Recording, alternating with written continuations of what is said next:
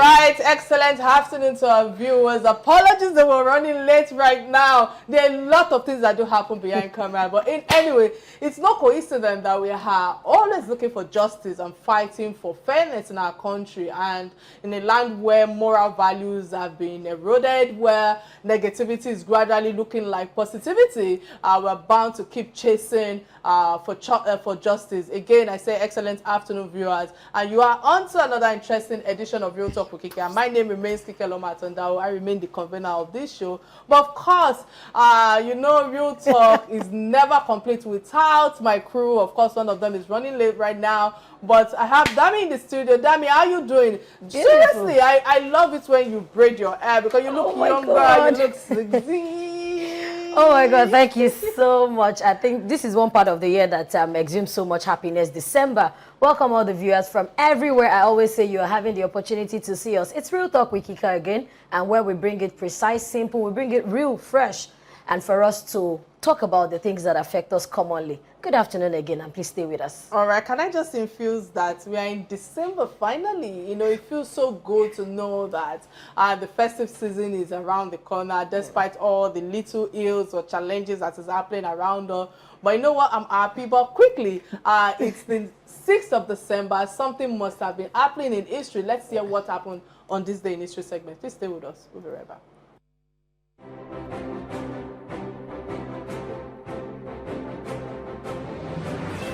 On this day in history, 7th December 2016, exactly 5 years ago, the wife of the president, Ms. Aisha Muhammadu Buhari, flagged off the Women Against Corruption project to engage Nigerian women in the nation-wide sustainable fight against corruption. This was in response to the partnership of EFCC and the Customs to tackle corruption. The then acting chairman of the Economic and Financial Crimes Commission, EFCC, Ibrahim Magu, described the Nigerian Customs Service as a veritable ally in the fight against economic and financial crimes. Ibrahim Magu said there is need for improved inter-agency collaboration among government agencies if corruption must be kicked out of Nigeria. He specifically requested for collaboration in sensitizing women against corruption in Nigeria, describing them as nation builders. He appealed to the service to avail the country widespread of officers of the Nigerian Customs Service in respect of the program.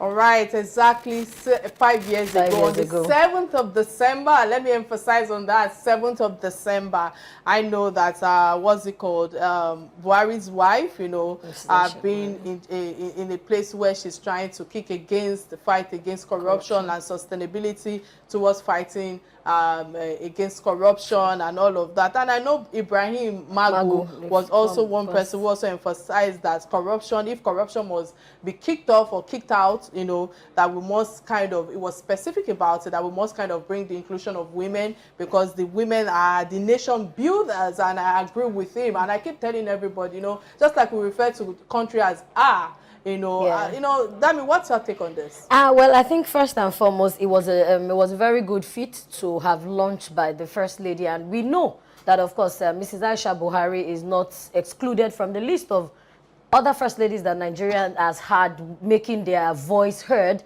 and owning up to the responsibilities of their office. However, we always still know that the way they say, oh, the office of the First Lady is not an elective office, but as the mother of the state. And I would say, yes, women participation and inclusion, but we have also seen women who do not hold up the truth of the offices that they are serving. So I think women should just do more. Let us be the truth and the flag and the torch bearers to end corruption. All right, many thanks for staying with us. It was a sad weekend for many of us over what's it called, with all the issues that is happening because of the heartbreaking news of the death of the 12-year-old Sylvester Oromoni. You know, it is no longer news what happened to him, because it has now become a national issue, with many people reacting and many controversies, you know, swimming in from different angles, you know. And our guest, you know, our guest to be on the show is the father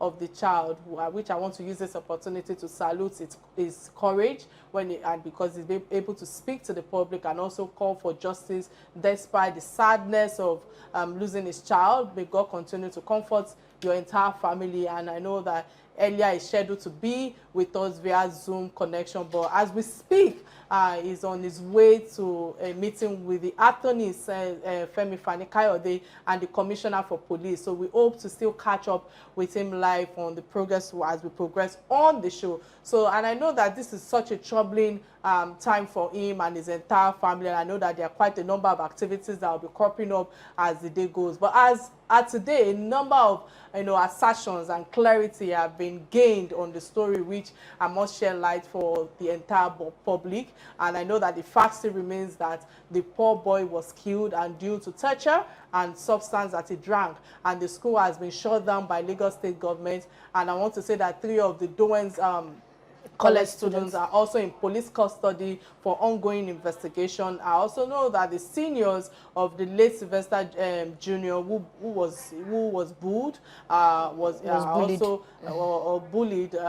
also they are still at large, protected by their parents, with a little of the statements that have been seen on social media. But by and large, on the show today, to discuss child rights matters before we connect to the father of the child, I know that we'll be talking about the legal aspect of the case, and we have Barrister Taiwo Akilami. He's a UNICEF consultant and an African child rights attorney. All right, many thanks, Barrister Taiwo, for creating time to be here despite the short notice. I'm extremely grateful for you honoring my invitation.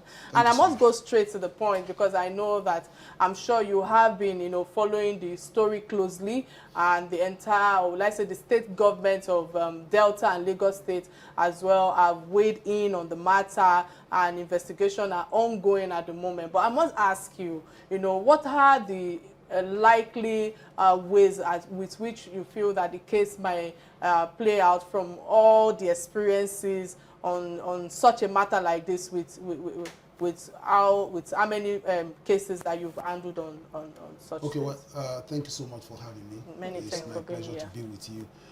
First, let me commiserate with the parents of Sylvester, who lost their child under an avoidable circumstance. That death was needless. It was avoidable. It's simply traceable to the negligence of those who have the responsibility of protecting that child. My wife and I had our first child 15 years after marriage, 6 weeks ago. And I know the emotion I have towards that child, just 6 weeks old. I know the level of attachment I have towards that child. I know the level of pain, that we went through in terms of displeasure, pregnancy and all of that. So I cannot imagine that a father will raise a child, or a mother raise a child for 12 years and send a child to a school, not to a motor park garage, not to join a gang, to a school, which is supposed to be a protected environment, and that child will meet his death in that place. It's so painful. The damage is unquantifiable. There's no level of court judgment or award of damages that can restore what has happened. And that is why we must be interested in prevention. That's why we must be interested that this kind of thing does not happen again. But I tell you, it's going to happen again, because this is not the first time it has happened. It has happened in many places, in many schools in Nigeria. Terrible things have happened. They've been swept under the carpet. The justice system have frustrated some parents. Some parents have been threatened into silence. A lot has happened. What we must do as a society is to ask ourselves the question: how did we get here? What can we do about what has happened? How do we prevent these things? How do we mitigate? How do we mitigate against this kind of occurrences? This kind of ungodly occurrences, snuffing out life out of a child while trying to seek education. 5 boys went into a room, met a boy, started beating him up, sat on him, pressed on him, and for the period, all of the period, close to 30 minutes, 45 minutes, when all that was going on, there was no one caregiver who had the duty of care, who was able to intercept them. Not one. No CCTV. No CCTV, nothing. Then you came and said that it was a football match. Let's assume, without conceding, that it was during football. If those children were playing football, they were exercising their right to play. If they were exercising their right to play, that right must come with supervision, because they're under, you have a duty of care. So where were you when all of this was happening? Even if adults were playing football, if the football became violent, the referee will stop the match. Is that not so? True. Not to talk Correct. of children. If you say they were playing football. Now, this is the crisis. The crisis is that we live in a country with a lot of impunity. Something has happened. Instead of you to come clean and begin to look for solutions, you begin to deny. A spirit that continues to deny what has happened, that is not ready to open up, is not ready for any kind of solution. I'm glad of what you just touched on now, that they are going to be denied, because I know that the reports we are gathering or we are getting says that parents of the seniors allegedly, that tortured the boy as shielding their children, which is part of the challenges we are facing when it comes to our society today. And like you emphasized earlier, you said this is going to happen again. So I must ask you, because I know that some are denying their son's involvement, and some reports also says that some of the culprits have been flown abroad. But what does that mean, and how do you think that we can change the shape of this case with what is at hand presently? Okay, so in 2015, so let me first start by saying that in the last 15 years, I've studied circumstances under which children have died within the school system. I say to you categorically, without missing words, almost all of those circumstances, the school dropped the ball. The school was culpable. And I'll give you some instances. Okay. A boy was asthmatic in a school. The boy had an attack. Then the boy needed to be injected. While they needed to inject him, they called the doctor, who was supposed to be the first respondent to apply the injection. The doctor said he wasn't available. So the doctor said, give the phone to the matron, who's not medically trained, who's not a medical inclined person. So it started directing the nurse. In an injection that was supposed to be intravenous was given to the child directly. The child died in a school in Nigeria. Nothing happened. Nobody was held responsible. Nobody was arrested. The school is still running. Nothing happened. Secondly, a school runs and a boy in the evening who just joined the school was playing and hit the edge of his head on the bunk or the edge of the bed. And he began to bleed profusely. It is instructive to note that in that school, nobody knew how to stop the blood. There was no facility to stop the blood. No first aid. No first aid, nothing. So now, I'm not talking about Ajangbadi primary school. I'm not talking about a roadside school. I'm talking about high street schools, high profile schools. Why they took the boy, the hospital of first respondent was 1 hour, 30 minutes away from the school.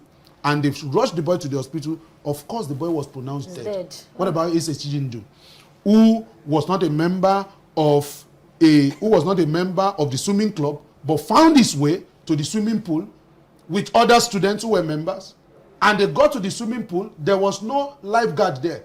So if there was no boy there that knows how to swim, they still allowed him to get into the pool.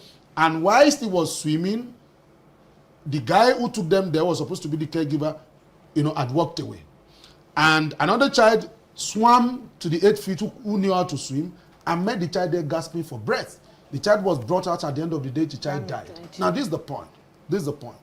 In all of these cases, you can see the negligence of school. Look at what happened recently in Abuja. Okay, if I'm sorry to interject, but now I would like to even know, you've been able to explicitly explain the negligence of schools. Now, let's go back to even our government, because I kept saying it, like, let's look at our 2020 educational budget, which happened to be the lowest in 10 years.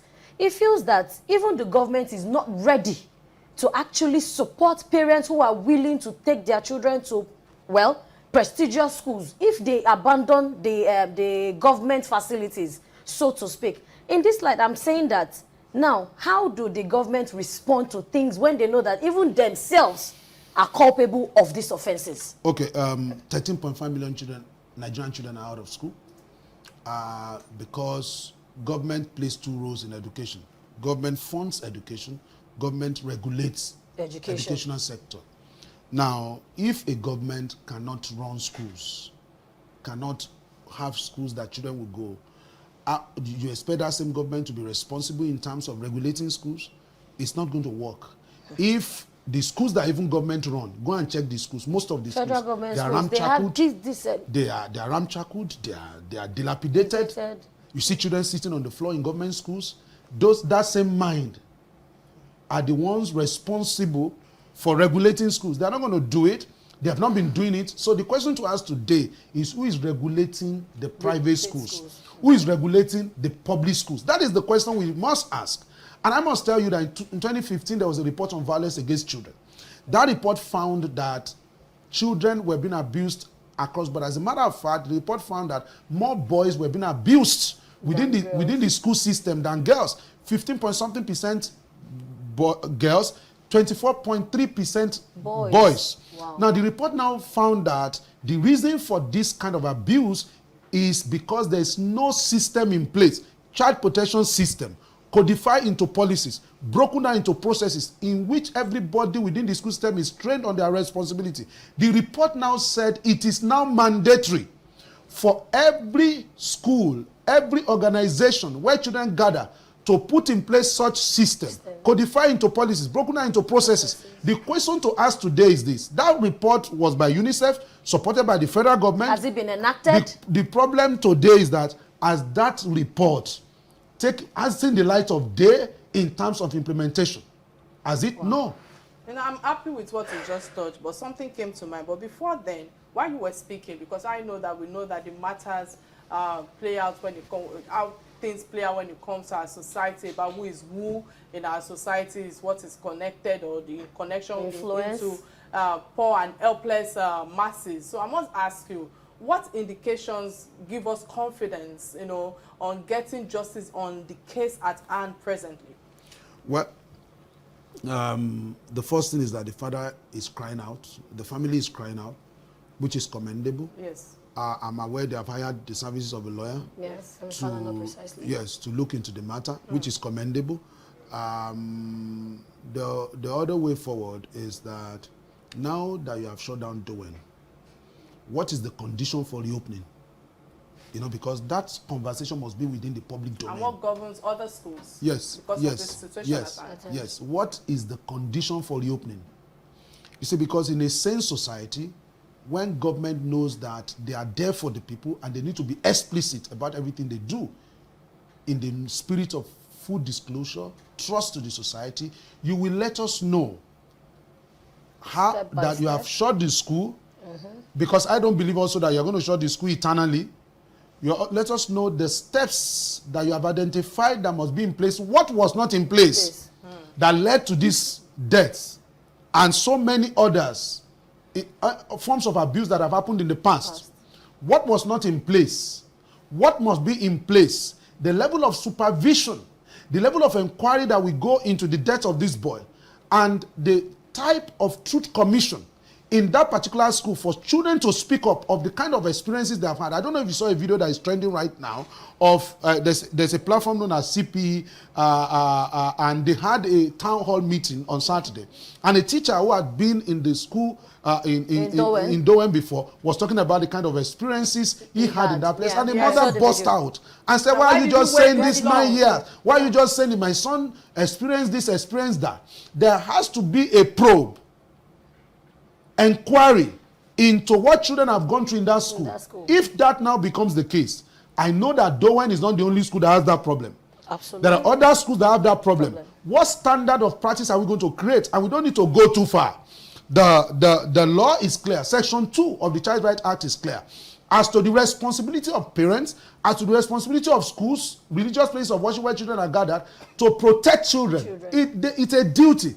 And that duty is backed up with standard. For example, in Lagos State, the Lagos State government in 2016 promulgated an executive order which gives the Lagos State government, which promulgated a policy that everybody must abide by. And of course, we have the late comer in the studio who just joined us, you know, but I just have to chip that in. But guys, this is a serious conversation right now, so I'm not just going to be talking much on that. But don't forget that you can be part of this conversation by calling the studio number 08098877400 showing on your screen right now. And remember, we're streaming live on YouTube page and Facebook page, and of course on Real Talk with Kike platform as well. You know, like I said earlier, you know, I'm happy on a lot of things that you've touched on, but I must move on quickly to Sylvester, because I feel that Sylvester must not die in vain, which is one of the reasons why we are creating a lot of awareness on what is on ground right now. But we must insist on how to follow the case to the letter, because in the event like this, you know, we know that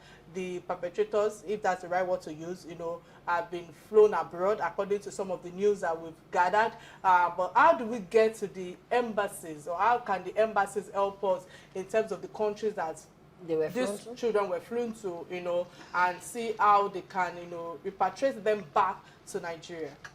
Well, those reports of children being flown abroad are not completely confirmed. Okay. There are allegations out there. You know that the crazy thing about the social media is that people just say stuff.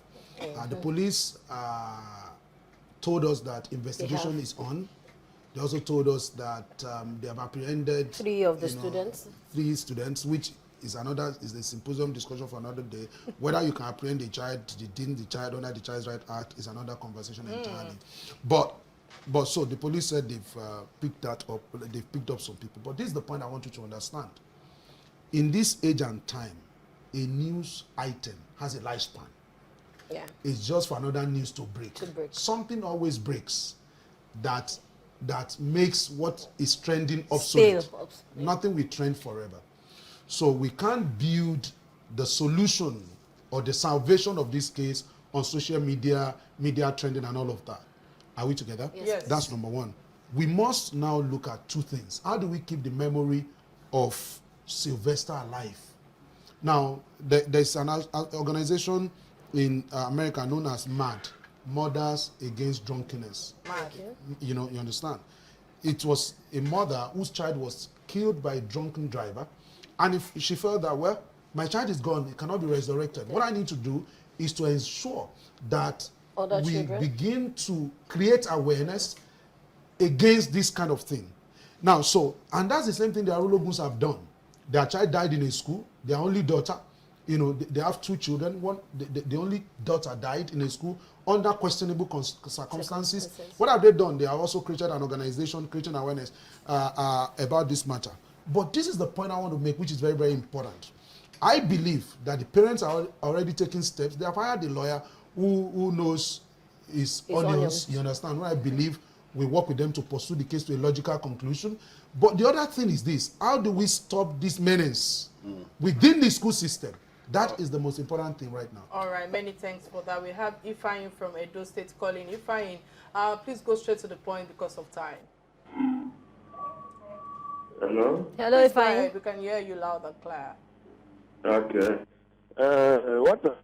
My contribution into this matter, issue of closing down schools, I don't think it's a good idea.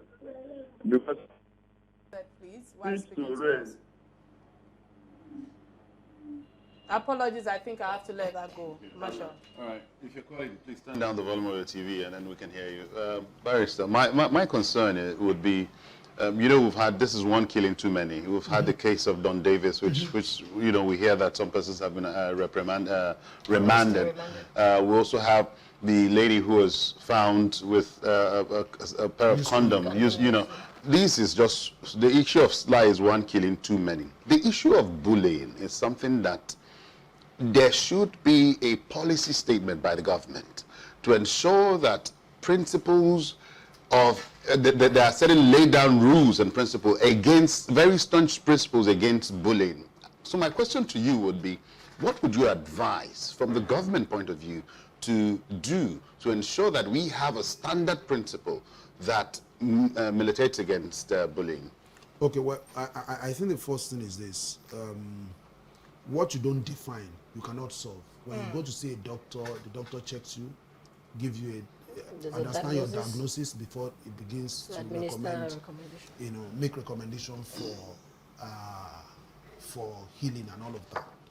I think the fundamental problem today is that the school system is not being regulated.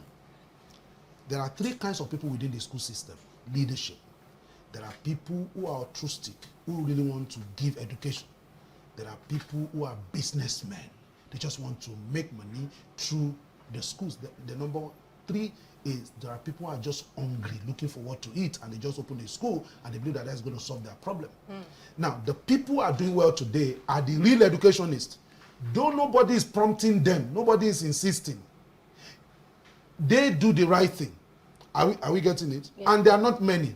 You know, because you can't leave the proper behavior in a society to the whims and caprices of everybody. Apologies, that is why there's a state. Director line after we have Gideon from Edo State calling. Gideon, please go straight to the point. My take on the side that you people are talking about Lagos State. You should come to Benin. Take primary school. There's a school close to my house where I live. Serious of incident that happened. People should check around. According to what the professor is saying on television, I agree with him. Anywhere children are gathered, they should. Most of these teachers, the main teachers, please, they should do something. The government should do something. Many of these girls have been defied for no reason. And I'm concerned as I'm watching this TV, I have to call. But I'm concerned as of incident going keep on happening where I live. Please, the government should do something. Because even myself, I'm getting angry. If I have a daughter, as a child again, I will not allow any main teacher to teach her. All right, many thanks for that. I support the program, please. All right, many thanks for your contribution. You know, with what you were saying earlier, you know, as a Secretary General to the Child Protection Network in Lagos State, which is an initiative from UNICEF, you know, you have worked with the state government on educational policies for government and especially government schools. Let me tailor it to that in terms in the states presently. But does Lagos State have policies that protect child rights? You know, because when I was doing a bit of research, you know, I tend not to see much about that. So, and if yes, is it being followed through by the current administration, especially with this case that we have at hand? Okay, so let me land on that thought. Let me land on the thought about the question you asked, and I'll quickly delve into the question you're asking. Okay. So at the end of the day, there's no regulation. Code of conduct for students, code of conduct for teachers. How do you implement this code of conduct? Is it by backing or by carrying cane around the school? That's not how to do it. Whatever behavior you do not model, teach regularly, it's not going to be inculcated by children. Sure. In 2010, Leap Africa awarded 10 teachers in Lagos State as the best teachers in Lagos State. And I was curious. I approached Leap Africa, how did you arrive at this decision? And I had access to one of them. They gave me access to all of them because I wanted to find out. And one of them said, yeah, she had just reported in a school. She just joined the school. And when she joined that school, at about 10 o'clock, she saw a child who scaled a fence into the school and was carrying his bag. And he saw a teacher welcoming and gave him high five. Now, what did this woman do? The woman did not report that matter to the principal. Neither did he report the child, neither did he report the teacher. What did she do? She wrote a proposal to the principal. I have people within my network that can come to talk to these people every month or every other month or twice a month. They did that, teaching them vision, mission, understanding of life, soft skills, what they need to know, kindness, character, all of that. In 1 year, those children were transformed. In the heart of Oshodi, that's where the school is located. The teachers stopped carrying cane around, and that's what Leap Africa saw and gave this woman this award as one of the best teachers in Lagos State. The question is, how do we replicate that on a large scale? What are we doing about that? Once there's no regulation, you leave everything to the whims and caprices of schools, then nothing is going to happen. Then as to the what is happening in Lagos State, in 2015, I worked with the Lagos State government. Not 2015, 2016, I worked with the Lagos State government to develop a child protection policy for Lagos State. It's actually a child protection policy for Lagos State. Child protection policy for Lagos State. Yeah. I was one of the consultants, and I did that project for the Lagos State government pro bono. I didn't charge 1 naira. Okay. I did that project. We worked for a whole year, and after we have achieved that, the executive governor of Lagos State, then Akinwumi Ambode, promulgated that child protection policy, child protection system into an executive order, December 16, 2016. Then a committee was set up to see to the implementation of that policy. I was co-opted to be member of that committee in our first meeting, which held in January 2017. The first and the last meeting we have ever had since then. Wow. So, but is it being followed through by the that's the question. That's the question. So let me know. So I asked them a question in the meeting, the first and the last meeting. 2017 to say, what is your budget for the implementation of this thing you called press conference for everybody was available? What's your budget? The head of the committee then, who has now retired, told us, everybody there, which is public knowledge, that there was no budget.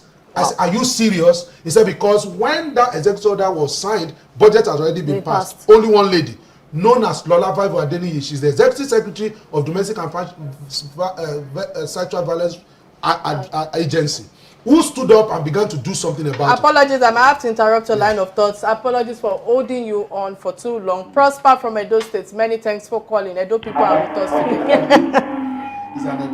Please tune down your can you reduce TV the volume set of your TV set, please? Yeah, I'm away from my TV. Okay, go ahead. Yes, I just want to say that what happened with the young Sylvester, the 12-year-old Sylvester at Bowen College, is actually something that's not new. And I believe from all what we are hearing around, it's an old, a long-standing problem that has been going on in the school, and the school authorities refuse to pay attention to it. Okay. And that's what escalated to the death of this 12-year-old, innocent 12-year-old boy. Okay. I think that the issue here, the government should look into that school and in many other schools, because we have a lot of such problems going on in our schools. Okay. Both are so-called big men. You know, nobody cares. It's not ready to lives. All right, many thanks, Prosper. Yeah. So when this governor was going to come to power, the school system organized a rally. I was invited, Governor Jide Sanwo-Olu. In that meeting, I called his attention to what happened to that policy. He made a promise in that meeting to say that when he gets to power, those were one of the things he was going to look at. Now, I'm not sure much that has been done about that. Only one agency, which is also an agency of government, Domestic and Sexual Violence Response Agency, which is responsible So in the summary, it will be okay to say that education doesn't seem to be the priority of any government so far.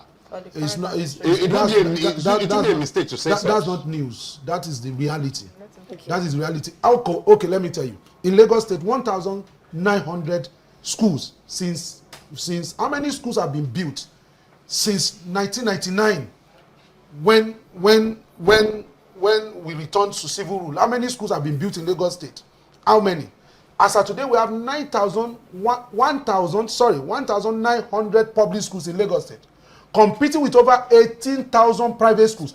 Private schools are springing up daily. Nigeria is one of the nations where private education is an alternative to public education. In a developed climate, you go to private school because you choose to, not because public school is not available. Public school is available, but because you want a level of luxury. And so you choose to go to a private school. But in Nigeria, private schools have become alternatives to public schools because public schools do not exist. Lagos State is a population of about 20 million. With 1,900 schools, go to from Lekki Phase 1 in Lagos down to Ajah. Where is the presence of government in terms of schools? Where is the presence of government in terms of primary care? From that axis, I'm talking about Lagos. Now, when you go to from Lasso to Badagry, the schools that we have right now were schools that were built so many years ago. There are no new efforts to build schools, and I challenge the public officers to come and tell us what they are doing in terms of education. Now, look at what happened in Rwanda. Kagame woke up and began to do stuff on public education. Parents saw the improvement. They began to go to private school to withdraw their children and take them to public schools.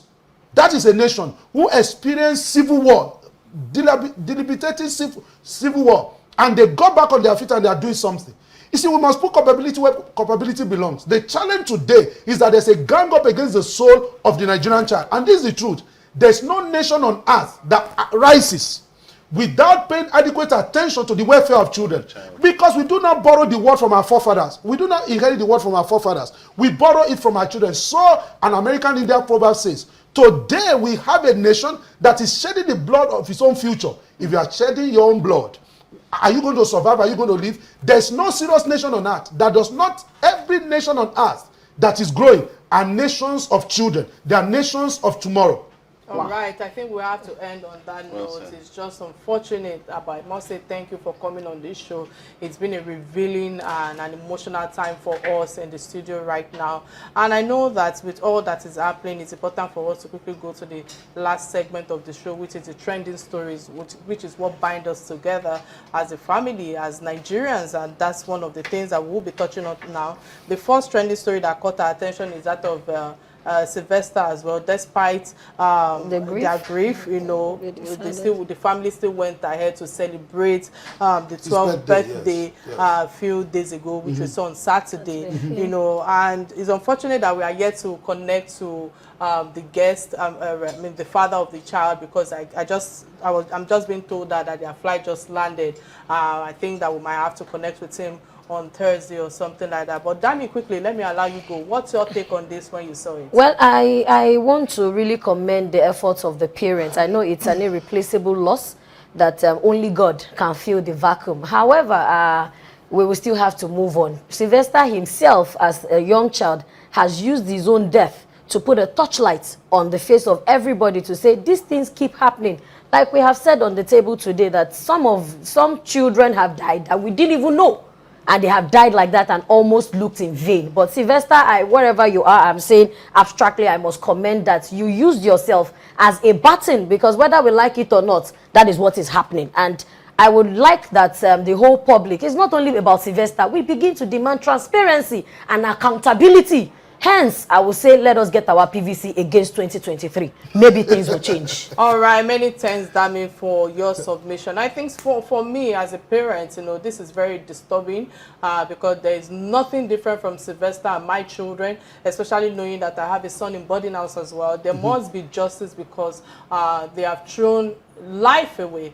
And where are the parents of this corporate, you know, or corporates, you know, this is what came to mind, you know, and we need a strong legislation where pupils can never be bullied anymore. And just like what our guests have emphasized earlier, I know that everybody will still sit up and say that, oh, we've seen all sorts, therefore what's going to happen to the end of this conclusion? Yeah. Because at the end of the day, when another matter comes up, this will be swept under the carpet. But I want us to use French country as an example right now, because I've seen how they are using their law, saying that if a child bullies another child, then there is no there's a risk liable of 10 years. Punishment of 10 years imprisonment. And we have a society that supports bullying. And the reason why I said that is because, you know, we have become a culture that when ills happens, you know, people are pressing buttons here and there. And because when you are bigger than the other person, they will want to trample on your own rights, from the elite to the lower class. And we have seen how parents will come out, and we've seen how the cases of deeper life, just like Masha was mentioning earlier, when the woman was booed as well. So we media must follow it to the reasonable conclusion, just like our guests have emphasized. And it's not about profit alone for schools. I want to use this opportunity to emphasize on that, especially for those who are watching us right now. I feel that most parents want to pay attention to beautiful structures, you know, foreign trips for their students or for their children. I, for one, have personally stopped foreign trip for my child because I feel that your parents actually take you for one. So there's no need for you to belong to one in any school. And I also want to use this to say that, you know, that we have learned quite a lot of lessons individually as a state on this issue, and I also want to say that, you know, what we need right now is for us to come together as a parent, as guardian, as a society, to make sure that justice is served. After all, I don't want this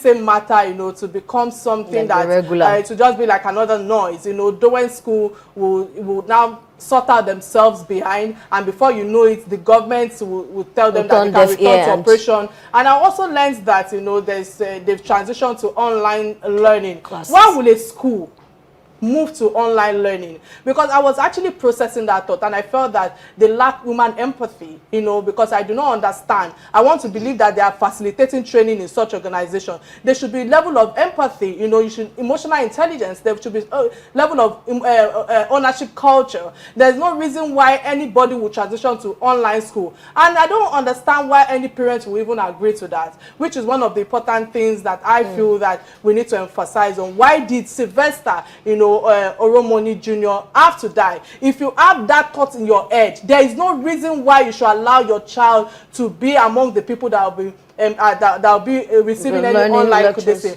What is the system in place in terms of protection of a child in schools, which is what I guess I've also emphasized. Some of the questions that will be channeled towards Dowen School right now, I feel that parents have a lot of roles to play, and parents are going through a lot when it comes to taking care of their families. And where am I coming from when I say that? You know, for me, as far as I'm concerned, I feel that government, you know, as a whole, I know that when it comes to running commentary like this, my co-hosts are wondering what does Kike want to say. But you guys, you know, I just feel that government have failed in some responsibilities, and when it comes to we parents taking on a lot of things, because, you know, I'm sorry to say this, you know, we are fulfilling a lot of obligation that I feel that government should be helping parents to take on. So parents are under a lot of pressure, and they are distracted, however you look at it, because it's all about ends meet. We are all working to pay bills. I'm sorry to say it, but that's the honest truth. You know, sometimes when you look at how far you will leave this studio and go to your office and jump to another place, I feel that government, you know, in all of the, what is the policy you are putting in place to protect children in schools? Are you helping and supporting the parents?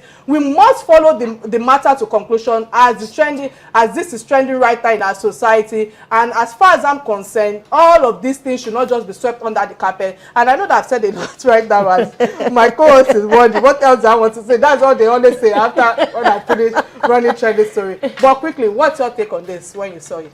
Well, you made a fundamental statement, which is the fact that there are 4 rings of protection. Yes. A child does not belong to the family alone. A child is a member of society.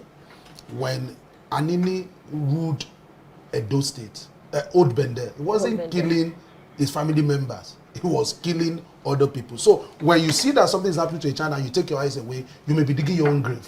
Sure. Are you getting me? So it is important for us to understand that government needs to arise. There's family, there's community, there's state, there's international community. Everybody must cooperate together to ensure that we help our children. And so I think the family is brave, the father is brave, and they have to continue fighting. All right, many thanks for that. The second trendy story that caught our attention is that of Nigerians slamming UK towards Omicron travel ban.